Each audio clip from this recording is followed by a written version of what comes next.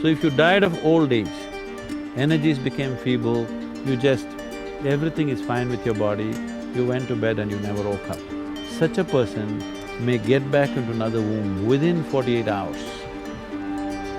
But a person who died by breaking his body, either by accident or otherwise, this person may take we don't know how long, depending upon what level of intensity and how much of the information is still there, unworked out.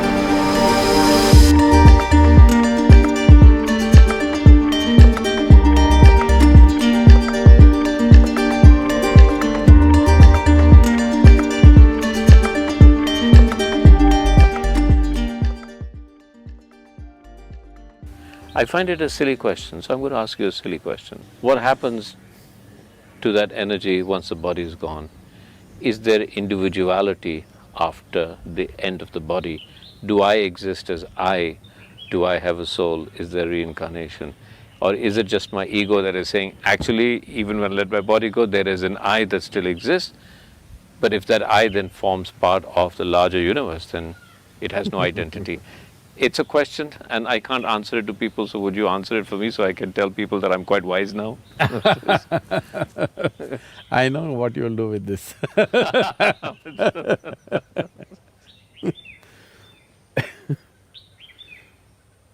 So, essentially you're saying you want to know what happens after death.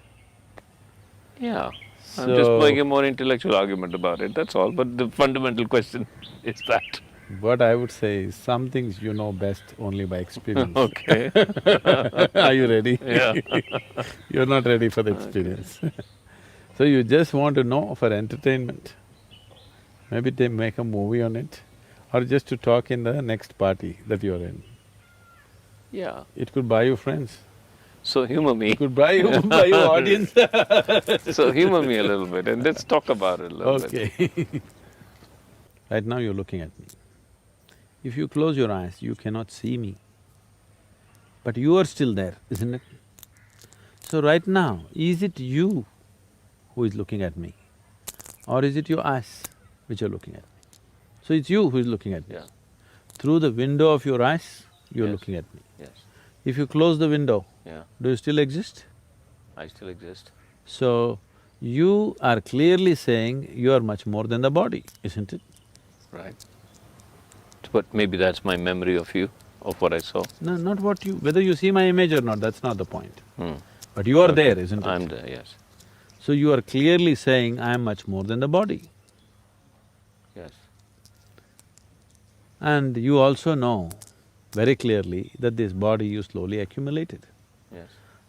Or in other words, what you call as my body is just a bit of loan that you have taken from Mother Earth, just a piece of the planet. She's pretty generous. No, it's very generous. She's pretty generous with the loan. But when the time comes, she wants to collect it atom by atom. So what is being perceived as death right now is people who don't want to repay the loan, these are all people who don't want to repay the loan. All right. Most Okay. Like the most transaction analysis of that.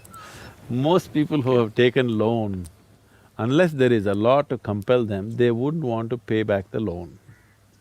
Right. It's a general social tendency in the world. Okay. So, you've taken a loan from the planet, you don't want to pay back. When the time to pay back comes, they're all terrorized. After all, you're just paying back a loan. But why the terror is happening is simply because you took a loan and after some time you thought, I am the loan. Right. Quite a ridiculous situation actually. I can see that. Okay. See, now I hold this pebble in my hand. Yeah. Initially I say, this is my pebble, I'm not willing to give it to you. After some time, I start thinking, this is me. Now when the time comes that anyway this pebble is going to be taken from me, I am being terrorized because I am being taken away. You are not being taken away. Only the food that you gathered, the piece of planet that you gathered in the form of this body, the planet is asking it back. If only You are aware this is only something I've accumulated, not intellectually. Every moment if you are constantly aware that I am not this body, this is just mine, all right. This is just a gathering. I've accumulated this, I'll use it, and when it's necessary, I'll drop it. If this awareness was there all the time in your life, death would be just change of clothes, isn't it? Yeah. It's actually more simple than that. Yeah. So what happens after? Okay, I paid back the loan. The question is only willingly or unwillingly, but whichever way, the loan gets taken. So when the body is confiscated, if you're a yogi, you will pay it back gracefully. Yeah. If you are an ignorant person, they'll confiscate your properties because you're illegally holding it beyond a certain time, they'll confiscate. So what happens after? Your body, as you know it, physical body, has to go to the earth because it belongs to the earth. But there is a subtler body which is like a scaffolding. Only because a subtle body is there as a scaffolding, you can build this gross body. You eat a banana, it becomes body, you eat a piece of bread, it becomes body, you eat a brinjal, it becomes body, because there is a subtler scaffolding. This body that you see, the physical body, is only gathering around the subtler body. So when this body falls, the subtle body, which is generally referred to as etheric body or whatever else, is still on. It still has some information, but the important difference is, when you had a physical body and a conscious mind, you had a discriminatory capability. So once the body falls down along with your thinking mind, logical mind, and a discriminatory aspect of the mind is fallen, there is no more discrimination. You only happen by tendencies. So still there are certain tendencies. Why so much care in every culture, particularly in this culture, that at the moment of death, if a man is dying, no matter what your relationship with him, you try to utter the God's name or you try to create the right kind of atmosphere for him. Even if he's your enemy, you say Ram, Nam, Satya, whatever, whatever simple things have been taught to the people, but something to create awareness and pleasantness around him because you want him to leave well. Because at the moment of leaving, in case he is in a certain mode, whatever the mode is, let's say he's in fear mode right now. Now once he loses the discriminatory mind, now there's no control over the fear. See, many times fear arises in your life. Because of your discriminatory mind, you'll say, that's okay, but that it's not like this. You'll reason and try to get out of it. If there is no discriminatory mind, it just snowballs into paranoia. Paranoia not like as living human beings know. Paranoia which grows into a million, billion folds because there's complete absence of discriminatory mind. But suppose you create pleasantness at that moment of death, now this pleasantness also multiplies into a millionfold over because there is no discriminatory mind. A child is eating chocolate, very sweet, he has no discriminatory mind. His discriminatory mind is not strong enough. Okay, I've eaten 2 chocolates, it's enough. No, he wants to eat 2,000. Whether it's sweetness or bitterness, pleasantness or unpleasantness, all of this can take on a big proportion if only there is no discriminatory mind.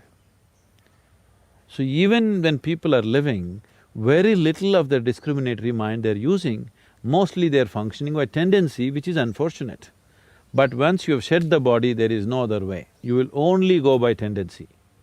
Unless you've reached a certain level of awareness where you can carry a certain dimension of awareness with you. Otherwise, whatever is your quality will snowball into something very big.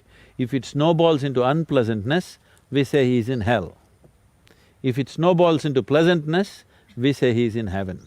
So heaven and hell are not geographical places, it is a state that somebody gets into.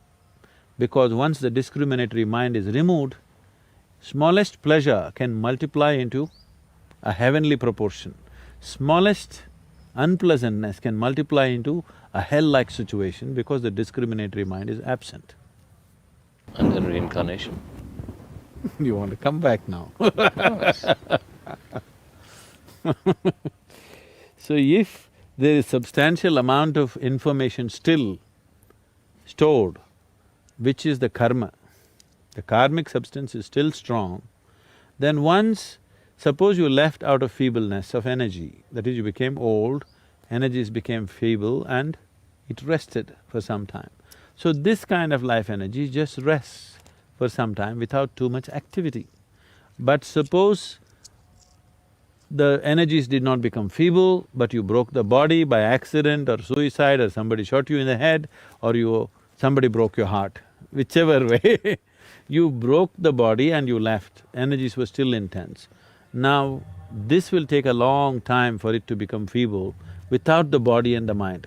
If you had a regular body and the discriminatory mind, let us say you would have worked out your karma in the next 10 years and made the energies feeble. But now that you don't have a body, these 10 years may telescope into 1,000 years. So this is the reason always they told you should never die of suicide, you never should be murdered, accidental death is bad, because now your limbo situation is long, very, very long, because you have no discriminatory mind, we don't know which way you will roll, and the chances of finding another womb are very little because you're in a certain level of intensity you cannot find. So unless you come to the right level of intensity, you are not suitable to take on a new body. So if you died of old age, energies became feeble, everything is fine with your body, you went to bed and you never woke up. Such a person may get back into another womb within 48 hours. But a person who died by breaking his body, either by accident or otherwise, this person may take we don't know how long, depending upon what level of intensity and how much of the information is still there, unworked out. We are going into areas which needs much more elaboration if it needs to be properly understood. Speaking just like this is not good. That's why we always joke about it and skip, we never talk about it, because it will lead to all kinds of imaginations, unhealthy imaginations. Lead me to believe in spirits and ghosts.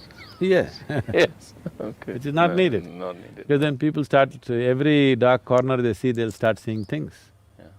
And you can make horror movies and make money, because a lot of people have wild imagination anyway. Or tendencies. No, they're all existing by tendencies, not by that is the whole difference. When we talk spirituality, we're essentially talking about moving from compulsiveness to consciousness. Functioning through tendencies to functioning through discriminatory process. That is the key from bondage to freedom.